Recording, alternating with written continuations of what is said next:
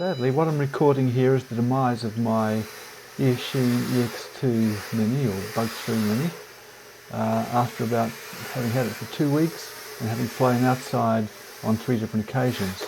So at first I was going to complain to Banggood, but then I had to think about what I'd done with it and what I'd achieved with it, and I think I probably had good value for money in the limited lifetime.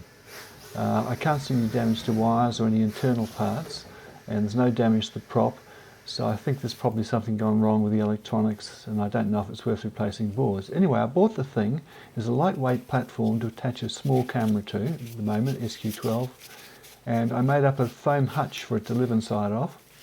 2 things, to protect the camera and also to damp down vibration to get rid of jello.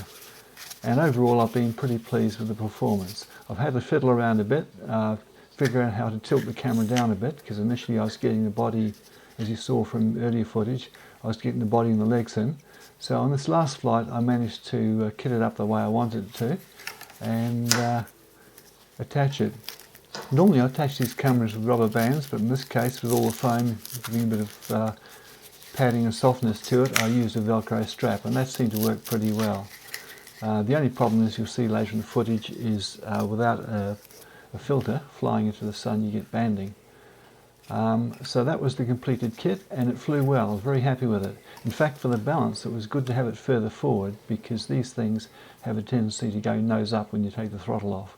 So having it further forward, and the all important thing was it was below the 250 gram mark, in fact 205 grams. So I was pretty pleased with that. So from here on with the last flight.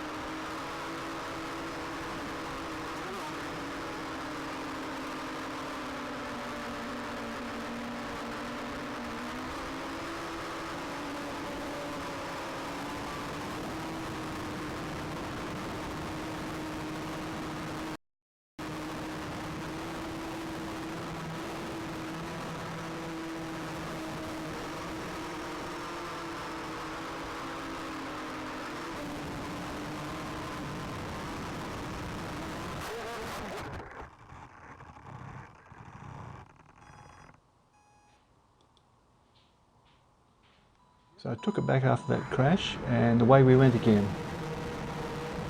And this was the last flight. It cut out almost immediately for no obvious reason. So I picked it up and tried again.